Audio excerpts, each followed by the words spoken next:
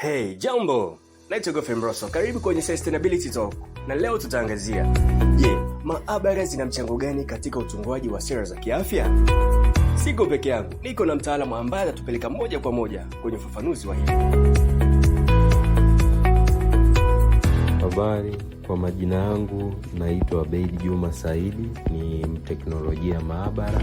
Leo napenda kujibu swali hili ambalo linauliza, maabara zina mchango gani katika utungaji wa sera za afya? Zifuatazo ni sababu za moja kwa moja ambazo zinasaidia katika utungaji wa sera za afya, kwa sababu sera bora za afya ni lazima zitokane na ushahidi. Njia ya kwanza, kutoa takwimu sahihi za magonjwa. Maabara huwa inasaidia kugundua na kuthibitisha magonjwa kupitia njia ya vipimo. Kwa mfano, idadi ya wagonjwa wa malaria, maambukizi ya virusi vya ukimwi, kifua kikuu au milipuko mingine ya magonjwa. Takwimu hizi ambazo huwa zinapatikana kutokana na uchunguzi wa magonjwa haya huwa zinaisaidia serikali kujua ugonjwa upo kwa kiwango gani sehemu fulani, lakini pia ni mkoa gani umeathirika zaidi na ugonjwa huo, lakini pia ni kundi gani ambalo linaathirika zaidi, ama ni kundi gani ambalo linaweza kuwa kwenye hatari zaidi ya kupatikana na ugonjwa huo.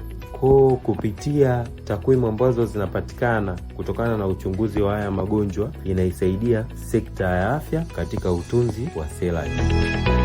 Sababu ya pili ni ufuatiliaji wa milipuko ya magonjwa, disease surveillance. Maabara huwa zinasaidia kutambua mapema milipuko mipya ya magonjwa. Kwa mfano, huwa zinasaidia kubaini aina mpya ya virusi, lakini pia kugundua mabadiliko ya bakteria mbalimbali, lakini pia huwa inasaidia kutambua vimelea sugu kwa dawa.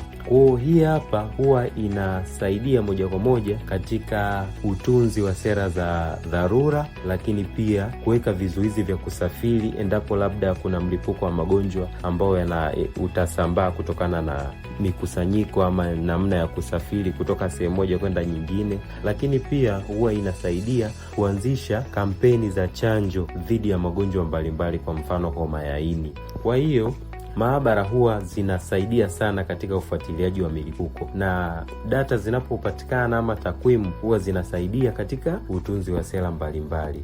Lakini pia sababu ya tatu ama njia ya tatu, kupima ufanisi wa dawa na chanjo. Maabara huwa zinasaidia kuchunguza kama dawa zinafanya kazi kupitia vipimo mbalimbali, kwa mfano culture and sensitivity. Lakini pia huwa zinasaidia kama kuna usugu wa dawa ambao ni kitaalamu inaitwa antimicrobial resistance. Kutokana na uchunguzi wa usugu wa dawa, hii hapa huwa inaathiri moja kwa moja sera ambazo zinasaidia katika matumizi mazuri ya antibiotics, lakini pia mpango wa taifa wa chanjo dhidi ya magonjwa mbalimbali, lakini pia huwa inasaidia katika utunzi wa sera ambazo zinasaidia katika miongozo ya matibabu sahihi. Lakini pia njia ya nne, huwa inasaidia kutunga sera ambazo zinawezesha kuweka vipaumbele vya bajeti. Kutokana na takwimu za maabara, serikali huwa inaamua ni ugonjwa gani upewe fedha nyingi, lakini pia kuamua kujenga maabara zaidi maeneo fulani ili kupambana na magonjwa ambayo yanakuwa sehemu fulani. Kwa mfano tuseme magonjwa ya mlipuko kama magonjwa ya kuhara.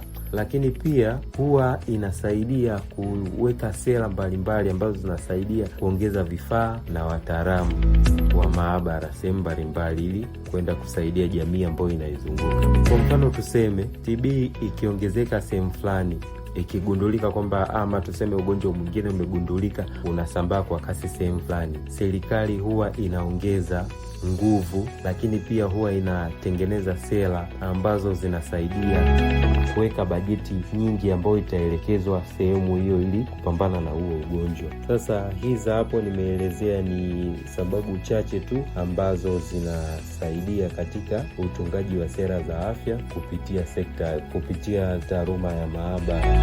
Asanteni kwa kunisikiliza, muwe na siku njema. Session yetu inaitwa Sustainability Talk, lakini kwenye mitandao ya kijamii tunapatikana kwa jina la Sustainable Living Eco Hub. Asante.